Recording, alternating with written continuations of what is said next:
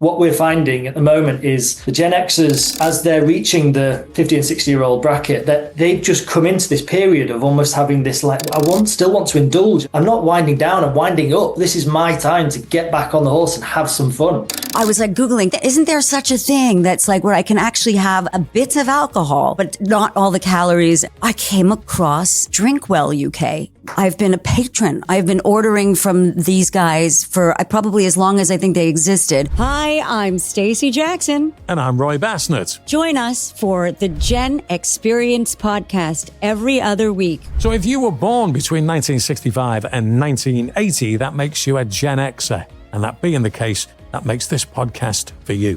We are interviewing the most amazing people from all over the world in all walks of life, discussing culture, music, and politics. The range is incredible. You're going to get to hear some wonderful stories. So join us every other week for the Gen-X-Perience podcast. I'm Stacey Jackson. And I'm Roy Bassnett.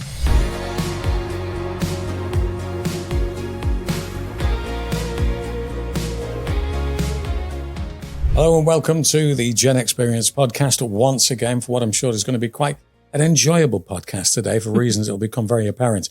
I'm Roy Bassnett. And I'm Stacey Jackson. And I'm so excited about today's podcast. Well, tell me. I'm not excited about every podcast, but this one is totally up my alley. Tell me why you would be so excited about this one. Well, I'm a bit of a fangirl of this guy because he came up with a concept that I was dreaming about for a long time. I love my wine. And you don't say. I love my wine. I love to party. What could you say? I'm a girl from the 80s, right? And you love your beer and, this thing sort of culture, especially being in Britain, where the drinking age is 18. It's where I was from is also 18. So, I learned to drink responsibly. I've been drinking a long time. So where did it go wrong? It went wrong when I got older. And suddenly, I just feel like I really love to enjoy a nice bottle of wine. I really do. But sometimes I just can't process it. And also there's, a lot of sugar in a lot of wines, and the next day I wake up and I'm feeling shit, and it's just not nice. And, so an experience I actually enjoy doing, and suddenly I can't do it as much anymore. And it's why? So I just did a bit of Googling, and, I have a friend, I told you about Spencer Matthews, who I knew through, he was in a couple of my music videos, and he came out with spirits that are non-alcoholic, and I suspect also a bit lower in sugar. And I'm I love that idea, but what's the fucking point? If you're not going to get a buzz, then, why bother? So I was Googling, isn't there such a thing that's where I can actually have a bit of alcohol, but not all the calories and not all the sugar, right? Yeah. So I came across the DrinkWell UK, DrinkWell. Yes. Okay. And I've been a patron. I've been ordering from these guys for probably as long as I think they existed. And so I'm a little bit of a fangirl of the guy who created this. His name is Tom Bell. And I called him. I think some of our team called him and said, can you be on our podcast? Because it's the perfect thing. Because surely I'm not the only person of our age that feels the same way. And you're a beer drinker. When you party hardy, how do you feel the next day? Terrible. Right.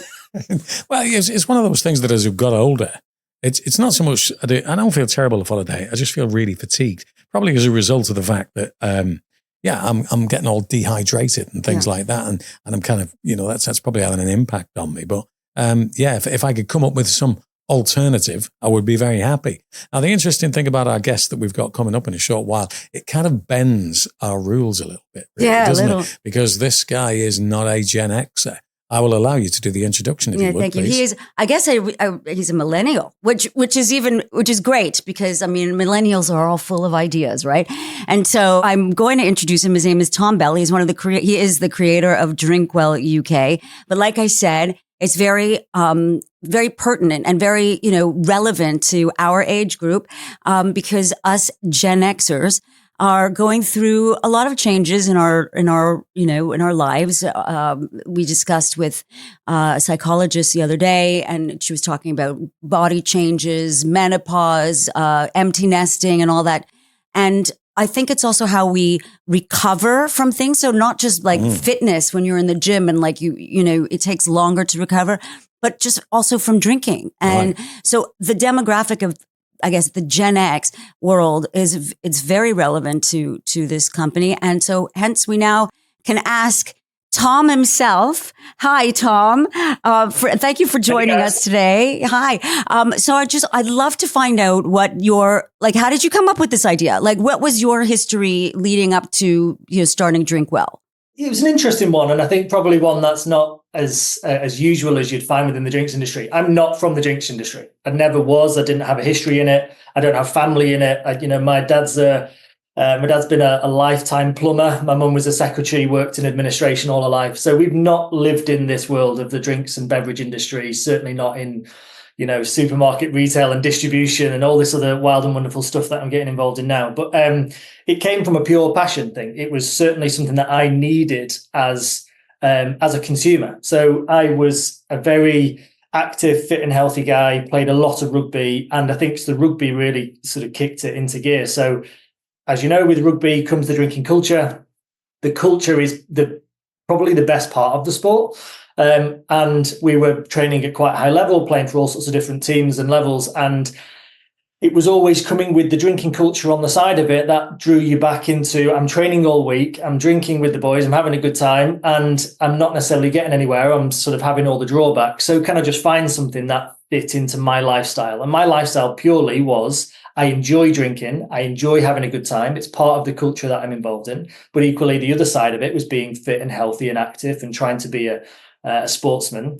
And I couldn't find it. Simple as that. It wasn't available in the UK. It was available widely in lots and lots of other markets, including the US and Australia, who are still the leaders by a country mile, the leaders in this category.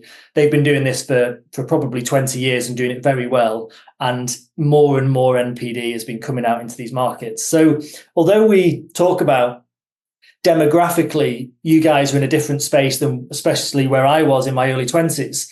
But I have a very different view on this. There's demographic differences, but psychographics is where we sort of overlay a lot of this. So demographically, totally different, but psychographically exactly the same. You're in a stage of life where you're trying to enjoy yourself. You're still wanting to look after yourself, and you're trying to find ways in which to become more healthy. That's what a 20-year-old does and what a 25-year-old does. They're in exactly the same psychographic situation, but demographically totally different. So a lot of businesses and a lot of brands and NPD pigeonhole themselves into, it's a 55-year-old, predominantly female, demographically different, high wealth, inner city, rural wealth kind of person. But psychographically, these people are living their lives so much more differently. And I think we've got to think a little bit more about what it is that motivates that person. And I think you'll find some of those motivations, although their cues are different, their motivations are the same. Like the end is the same for those customers. And that's all I've done is, in principle, is listen to myself, listen to the people around me, and found a solution or and then gone on to create a solution that in principle is just what customers are asking for. And that's really where it all started. I got to ask there, because you mentioned about rugby. Which code of rugby are we talking? I knew you were going to ask that question. I need to know. I knew it. The proper one, rugby union. Oh, right. Okay. Well, I would argue that the proper one is the other one, but wait. Are we going to have like a Manchester Liverpool thing going on? He will know what my kind of persuasion is on this, because I'm from Widnes. And we used to have a rugby team a long time ago. We still have a good rugby team, I might have. But I might have to get them back on topic. Well, it'll happen in a short while. But I would have thought, to be honest with you, I mean, with the rugby drinking culture there, I wouldn't have thought wine would have featured in it. Obviously, you do lagers and beers and all of that kind of stuff. Is that where it came from then? You thought, I'm having a few beers after the game and feeling a little bit ropey the following day.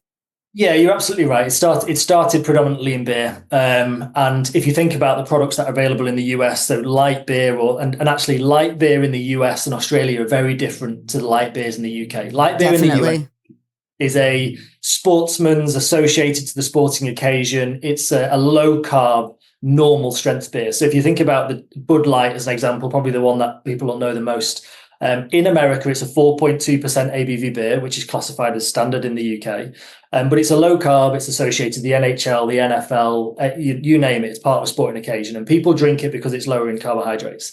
Where when Bud Light came to the UK, they made it 3.5% and they made it a low alcohol beer. And that it's failed. It's failed multiple times. They've tried 3 times in the last 20 years.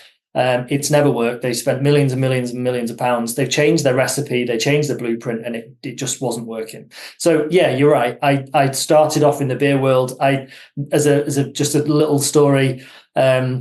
The first product I ever bought was a product called Moosehead Light from Canada. It's the only beer that I could get my hands on that wasn't a crazy expensive, and it was accessible. And I used an importer.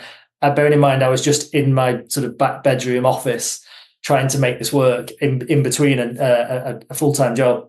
Well, I'm glad us Canadians were able to inspire you. Surprised him. Yeah, supplied him, I should say. You'll know Moosehead. You'll know Moosehead well. So absolutely. We brought in the Moosehead product, and look, it takes about 10 weeks to get it from Canada into the UK with all the shipping and handling and so on. So I'd completely forgotten about it. I was sat on my driveway washing the car, and a TNT truck turned up. And I'm thinking, what have I ordered? It's from TNT. Like, why would I need a pallet and 2 pallets of beer get dropped on my driveway? And my garage is probably smaller than the office I'm in now. And I had a couple of 100 cases of beer delivered. And I just went around every bar that I knew, every team that I've ever played for and against, all the lads that I've been friends with, and said, do you want a case of this? It's a wonderful low-carb beer. It's 4.5%. It tastes fantastic. It's going to have less of the drawbacks. Simple as that. Sold it out in a couple of weeks and completely forgot that it was going to take me 10 more weeks to get any more. So it just, and from that point, snowballed into lots of different products on a retail platform where consumers can just come on and make a purchase and simply. Well, that is what I love about you, because you're like, you actually source it. You do your own due diligence, basically. You find the things that you would drink yourself that aren't shitty. Because like you said, there are some wines in particular, I'm talking from the wine perspective, not the beer, but that, the skinny wines and whatever, and like they're associated with the crappy, low alcohol, low sugar diet wines, But the thing about what he does is he sources the best naturally low in sugar wines from all over the world. Just like the story he told you about Canada and the beer, he does the same with the wine. So he, from Italy, from France, from New Zealand, from Australia, from America. And that's what I think is, makes this company work. It's, he wouldn't sell anything that he wouldn't like himself to drink. I think you're probably a very good benchmark on this, because you are very picky when it comes to wine. Absolutely, aren't you? Absolutely, and I'm also really what's the word, proprietary of the wine. When I order my case from DrinkWell, I actually put my name on the labels. I don't want anybody drinking it. I don't want anybody mixing it up with any of the other wines. It's it's my stuff, So anyway, I do have a couple of quick, fire out questions for you. Where do you think that this drinking culture is going to go in the next, 10 years? Do you think people are going to start leaning more towards drinking better? Or, we're advocates for it. You being, a very strong advocate for it. How can we see this change happening where it's becoming more and more acceptable and people don't have it in their head that, it's skinny wine. It's for people who are on diets. It's, how does it become so natural that it's part of the culture, and then do you think that'll happen in the next 10 years? The wine industry, the beer industry, although we're sitting in the alcohol category, are so wildly different. And there currently be that the trends, the styles, the consumption habits, there is an overarching trend of moderation. There are less people drinking now than there has been previously.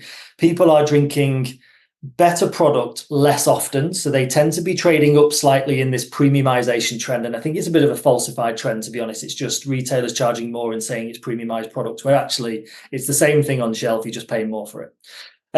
So people are in effect trading up and drinking less often, which really impacts the total category. So wine, there are swathes of the French and Italian landscape, and even across America, which you'll know in Napa Valley, they're just pulling up the vines. They don't have the bulk, they don't have the volume of wine consumption that they're used to, and trying to find ways in which to innovate. So in effect, especially in wine, we're seeing a significant trend towards healthier considered drinking. And I think it's down to consumers just deciding that alcohol is something that I need to moderate. It certainly does affect you in a way. And I think if you overconsume, however, I think there's a lot of credence being given to a very small amount of studies that suggest alcohol is significantly damaging to your health. I think there is an overwhelming majority of research that suggests that, a moderate and balanced consumption of alcohol in and around a healthy diet and exercise and part of a lifestyle has zero or insignificant impacts to your overall health. So I think that's for everything though, like to having a good balance of everything. Like if you ate French fries and pizza and burgers every day, but like I think the moderation is key to anything. Yeah, right? It is. And I think we've lived in a bit of a Big Mac and Diet Coke category. People are looking for the cake and eat it. They're looking for everything. And unfortunately, there's not enough NPD, there's not enough product out there that certainly fits these needs. There is either, as you mentioned previously with the non-alcoholic spirits, there is either full strength, full flavor, full sugar, full everything, or there's non-alc. So you're either in a drinking occasion or you're out of a drinking occasion. And the ones that are out of the drinking occasion are just trying to make you feel like you're in by designing it, styling it, pricing it in a way in which you feel like you're drinking an alcoholic product. In effect, some of those are even worse for you than the alcoholic versions when you think about the alternatives that they use to create them. So as a prime example, one of the biggest beer brands in the world, I won't mention names, but their non-alcoholic version compared to their alcoholic version has 1,000% more sugar because they've taken the alcohol out and then they've got to put something in to make it taste. It's the same with non-fat yogurts full of sugar, non-sugar yogurts full of fat. And I think it's just a moderation thing. It's just take 10 or 20, 30% of the badness away, whatever the thing that you're looking to do. And then there's a moderation. That's not a smart. Not a leap of faith. Yeah, that's not a jump out and I'm not going to drink anymore scenario. It's a bit of a marketing thing too, right? Like to take the stigma out of diet and like, well, I'm not going to drink that crap. Or on the other hand, for instance, when red wine was the big thing because there were all these medical reports coming out that it was good for your heart to have at least a glass or two of red wine. Then all of a sudden it spiked up that like red wine was the thing, especially among Gen X who are all like, winos and like going out to have nice dinners and also getting worried about their heart because they're getting older and whatever. So all of a sudden there was a huge spike among our generation and I guess also the boomers. I think the big thing about what we're talking about here is there is a generational shift when it comes to drinking. I mean, it was pretty much the be all and end all of teenage existence into the, even later than teenage existence, certainly for a Gen Xer.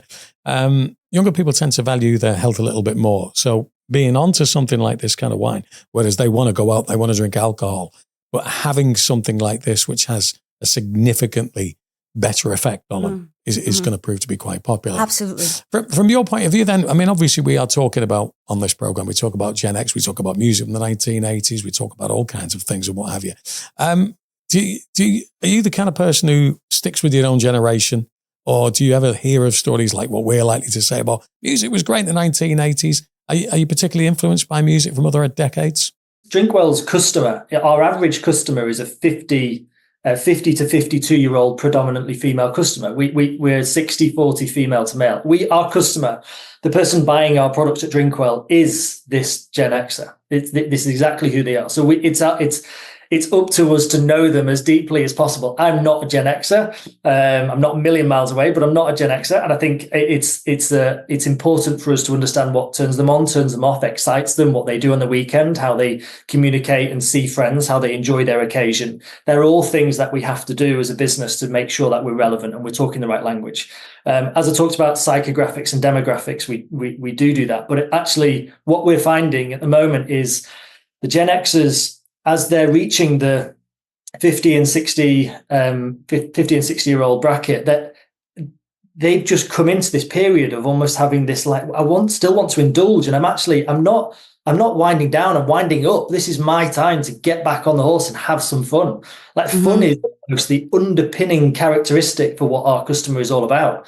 They do want their cake and eat it. They want to burn the candle at both ends again. They want to relive their 20s. You look at some of the nights out that are coming around, like Vicky McClure's done that amazing day session. Yeah. I did an interview with Johnny Owen, who's her husband. I actually did an interview with him on the radio not long ago, and the success of that. I don't know if you're familiar with it, Stacey. What happens? People are clubbing in the afternoon. they'll go out like 2:00 in the afternoon, maybe knock it on the head at 8:00. And it's proven to be enormously popular. Yeah. Well, they call them darties. In the Darties? States. Yeah. Okay. Day parties. Darties. When they start But yeah, sorry to interrupt you there, Tom. Back to you. Yeah, but I think that is exactly what people are looking to do. They know that then don't want to stay up until 2 a.m. partying. They know they're going to get a sore head. They've probably got something to do the next day. Again, seeing more friends or doing something in the garden or going to see some family or looking after kids or even grandchildren at this stage.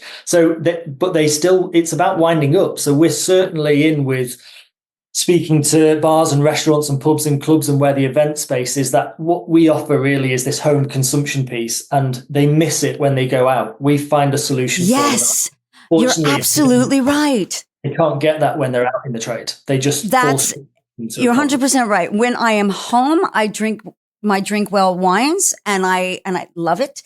But then I'm stuck when I go out to a restaurant, which we do often. I mean, I live in London and we do, and my husband's a big wine drinker. And so, I get kind of stuck on what would you think, would be a good alternative for someone like me or any one of your clients to order? Is there a specific cocktail or kind of something that we should be drinking in order to still get the buzz, still feel like you're drinking, but you're not drinking a non-alcoholic, but you're not drinking something that's, crappy.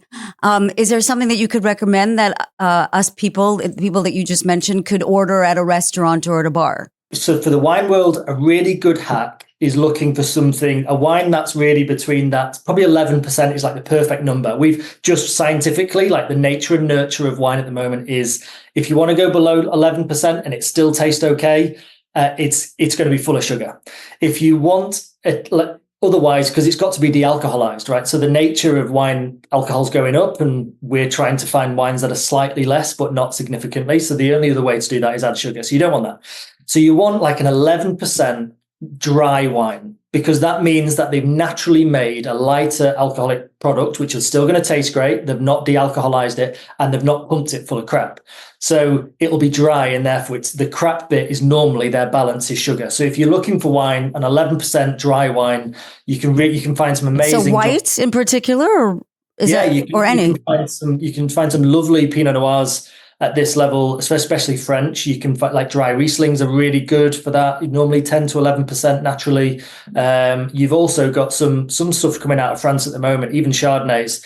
Pinot Grigios and Chardonnays in particular seem to be quite prevalent in the 10 and 11% naturally and lovely and dry. So that's wine.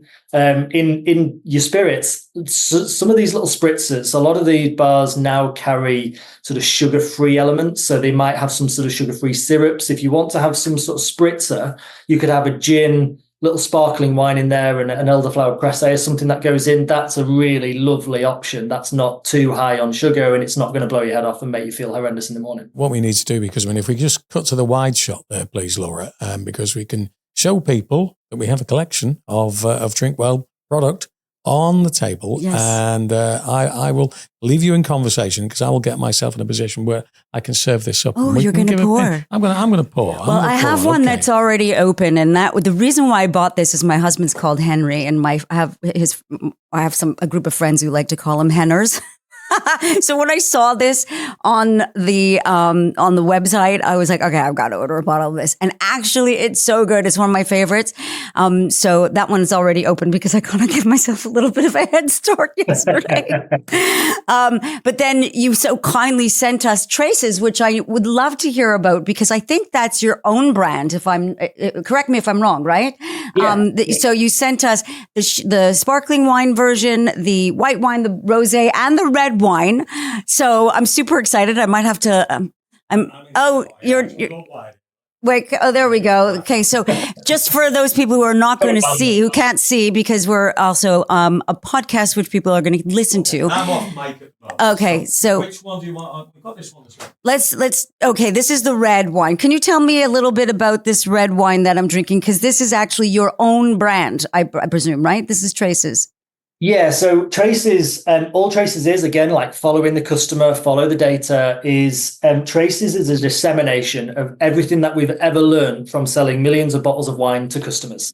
And it's the sells the most, what should it smell like, taste like, feel like, where should it come from, what should be on the label, and Traces is essentially the baby born out of that information and that data. So the red that you've got is actually an uncommon grape called a Sanso.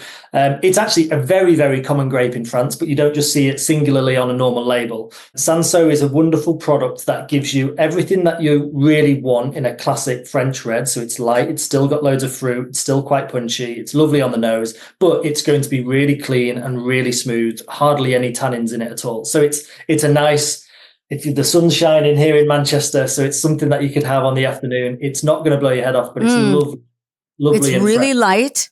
It does smell very fruity. If I had to guess, and you're not the wine guy, but I'd like to hear an objective opinion. For me, it smells very cherry-like and very melony. I'm not sure objectivity is my strong suit. Just give it a sniff. Give it a sniff. Swirl it around. Watch me swirl. I'm saying there's nothing wrong with me objectivity. So when I get stuff for nothing, I tend to be less objective. Fair enough. Yeah, okay. Let's smell it and tell me what you think. Okay, let me go through the process again. So you swirl it around so you get like the aromas and you aerate it a little bit.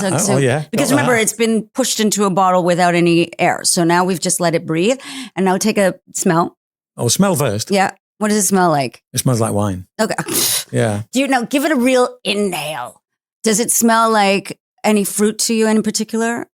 Like I smelled like cherry, right? Yeah, that was what I was thinking of there, and I was too scared to say it. Go with your gut. Go with your gut. I'm going to say cherry and vanilla and a bit of like melon. I'm going to cut to the chase. What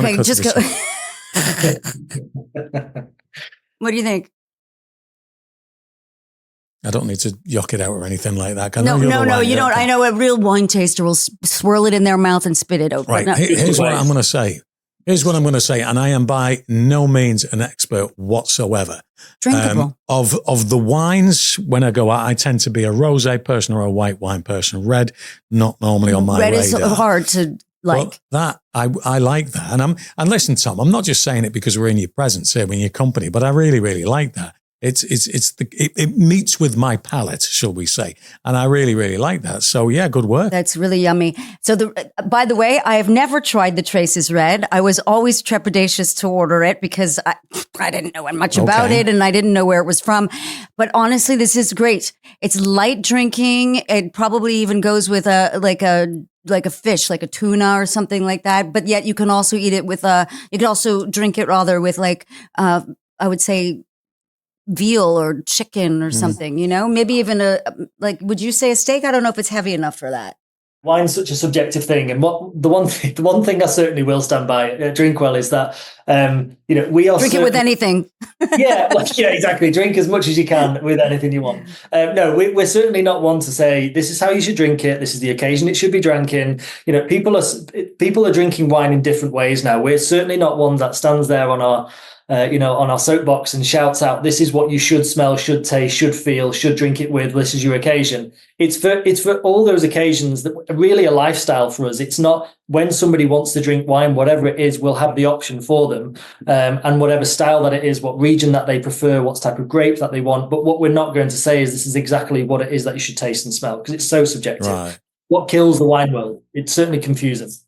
Yeah, I'll tell you what is really interesting about this is the amount of detail on the back of the bottle that explains everything from protein down to the volume and all of that kind of stuff. Its places of origin. I think that's incredible. That. Can I ask you, because I'm a little bit ignorant of the subject here. Once you've opened a bottle of wine, is there a period of time if you put the cork back in, is there a period of time that you should consume that wine in?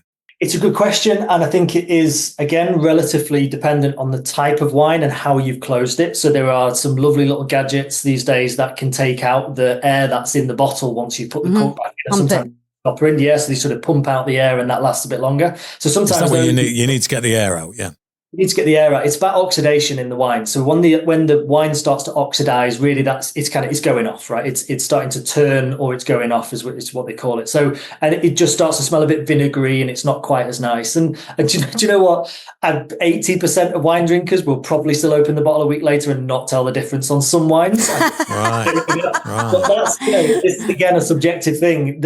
I think the 3%, the wine market tends to speak to the 2 or 3% of people who could really really tell. And that's just not the gig. We're trying to get people to go back to enjoy wine, get people back in the wine glass.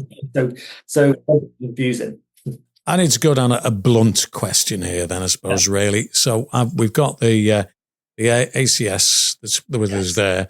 Typically, what are we talking? If people want to get a bottle of that, how much are we talking for a bottle of that? Right. Just to clarify, so the A is 11%, the C is 78%, and the S, I can't see from here. I'm going to turn around and say the S is, it's got a little picture of a leaf on there. Okay. So does that mean something? Yeah. So traces, the A, C, and the S in traces stands for, it's the A for alcohol at 11%, the C in there is for calories at 78. Oh, wow. Okay. The S is for sustainability and for sugar. So it's got 0 sugar, but it's fully sustainable. So it's a great logo. That's really, really clever. So it's 78 calories for a glass. It's right. It has 0 sugar, and that means it's naturally made with 0 sugar, which I always find interesting because it's made by grapes. So by definition, there should be, fructose in there somehow, or does something happen in the process of making the wine? Yeah. So when you've got the wine, think about the grapes to start off with. And this is when I was just mentioning nature and nurture. I probably should have expanded. So the nature of wine is you've got sugar in the grapes, okay? And the world is getting hotter. There is more sunshine continuously baking these grapes, and therefore there's more sugar in those grapes. And therefore, when you come to the fermentation, you're converting the sugar in the grape into alcohol through that fermentation process, all right? Now, when you get very, very, hot environments, lots of sunshine, loads of sugar in the grape, those grapes sometimes could ferment up to 16, 18, 20% in some regions, but the label says 13. So when the alcohol gets to 13%, the winemaker shuts it off, and all the residual sugar in there that would convert to alcohol would be swimming around, and that's why you'd have additional sugar in wines. Now, that is before some winemakers in some regions and in some varietals and some styles of products and labels, they put additional sugar in on top of that. And that's why there is loads more sugar.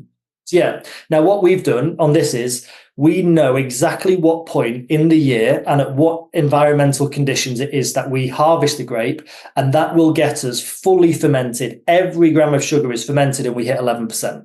So there is no sugar left over to convert into alcohol. It's completely dry, and there's nothing left over. There's no residuals. So therefore, there's no extra calories that come from just sugars that aren't converted into alcohol. That's the science behind it. So just to give me an idea then, on the C for the calories, typical glass of this wine has 78 calories in it. What can you give us a compare to that, for example, something that you might have a standard glass of wine? How does that rate in terms of calorific value? Yeah, so standard wines at sort of 13 to 13.5% will be anything between 110 and 150 calories a glass. So it depends on which style, it depends on what product. Obviously, red, whites, and rosés can vary, and equally different alcohol levels can vary significantly. But you're looking in and around 100 to 150 calories per glass. Right. Wow, that's quite a significant difference, isn't it? It mounts up. Yeah, if you think about the number of glasses that you drink, and you can mount that up on 20 to 40 calories a glass, 6 glasses in a bottle, it certainly starts to mount up over the year. As a business, we're very, very proud to say that when we stack all those up, we've saved over 114 million calories for the UK consumer. Right. Okay. I have a little bit of a concern now, because we're going to move away from the subject of wine, because it is that time of the show where Stacey gets her deck of cards out. Now, you being a non-Gen Xer may have a little bit of difficulty with this, but having said that, some of the Gen Xers have had difficulty with it as well. I know. We're not going to talk about Ronald Reagan. No. Not this time. No. I actually had to give them a hint, and I was like, rhymes with Donald Pagan. Yeah. Anyway, these are very easy questions. Well, actually, some are quite tough. I thought that I was going to get them all, but I didn't. It's my 80s trivia. We'll start with Roy. Yeah. I think you'll get these ones. But then again, this was just a very random pick.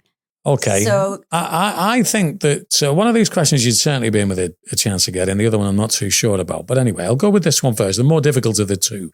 From which country does the iconic 80s toy, the Rubik's Cube, originate? Which is sitting right in front of you. I think he knows what a Rubik's Cube is. What country made that? By the way, I grew up in the 80s. I didn't know the answer to this. Didn't you? All right. Okay. I wouldn't have known it, but Mr. Rubik is a native of the country we're looking for the answer. Rubik. Oh, Rubik. Well, that kind of gives a bit away. So maybe, I'd say maybe Rubik, Russian, Polish, some Eastern Blocky. Ooh, so close. Rubik. Mm-hmm. Yeah, it's got to be Eastern Bloc, Poland somewhere, maybe. Yeah. Okay. Very close. Very close, actually. It's Hungary. Yeah. I didn't know that either. I'll give it a kind of half point because that's Eastern a half Bloc. point. I think you did. Yeah, that was clever. Okay. Next. Okay. Oh my God. I can't believe I even picked this one because we literally just talked about this. Okay. Which band had t-shirts with the slogan "Relax" printed in large letters? Now, bearing in mind, he's younger than us. I know, but we just talked about it. We're interviewing him after you. Frankie. Yes, that's right. Yeah. Frankie goes to Hollywood. Frankie goes to Hollywood. There you go. Yeah, that's it. Okay, fine. That was good. All right, now this one's going to be easy. What's Final this one from me. Well, I think this is easy anyway. 1980, John Lennon was shot dead in which city? Liverpool.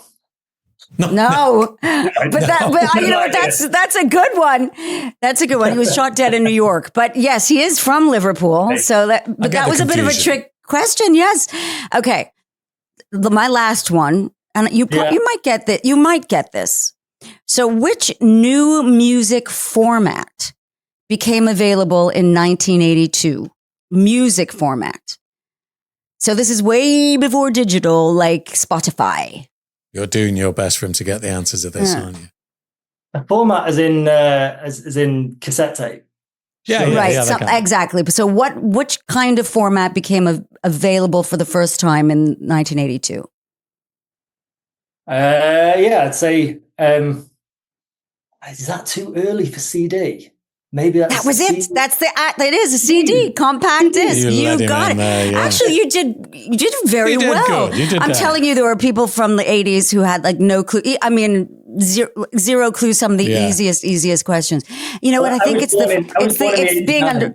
Okay, there you go. You were born the year I met my husband. There you go. You did very well there, You did Tom. excellent, honestly. However, sorry, we have to do that. It's part of our shtick. To quote a song title, I think you had a little bit of friend for you. Help from your friends, yes. There you go. Tom, listen, it's been great speaking to you. Can you tell people, if you want to find out more about this wonderful drink of yours, how they can get that information? Yeah, look, the products, everything that we sell is available on drinkwelluk.com. There's over 150, 160 products on there, beers and wines that you can choose from. Traces is available on Amazon and a bunch of different places across the UK and Ireland currently, and hopefully more to come. So if you've got any questions, by all means, reach out. We're an open book, a small team based in Manchester, and we'd love to answer any of your questions and help you find the perfect option. Ooh, we're going to pop that cork soon, right? I like that, the one that's the sparkling one. Just really quickly before you go, where is the sparkling wine produced? The Traces. It's a prosecco, so it's made in the prosecco regions in Italy. Wonderful! I can't wait to try that. Great, it's a good product. It's lovely. Everybody loves a little fizz. Well, thank you again for being on the show. It was very informative, very, very informative. I really enjoyed speaking with you. Thanks again. And well, you'll be hearing from me soon. I'm sure I'm going to be putting in another order. Yeah. Not sure what she's going to sound like after she's gone through the collection that you've sent us. No. That could be quite interesting. But yeah, Tom, real pleasure speaking to you. Thank you very much. Nice to speak to you. Thanks so much Bye, for having Tom. me. Thank you. Right. Well, we are almost out of time once again. I'm not just saying it. I really do like the taste of I'm this glad. stuff. So because it's very drinkable. It's really, really drinkable, and which is nice. He's focusing on the market that people should just have their glass full and enjoy it. And this is it's very enjoyable wine. Tremendous stuff. Yeah. Okay. Well, there you are. A drink episode of the Gen-X-Perience podcast. And then we shall be back with more in the not too distant future. So please do continue to watch what we're doing or listen to what we're doing on the various platforms. Do like and subscribe, all of that kind of stuff. We'd appreciate it. We look forward to your company next time. Thanks very much for checking out the Gen-X-Perience podcast. Please do like and subscribe. We look forward to your comments, and if you could give us a 5-star review, that would be really appreciated.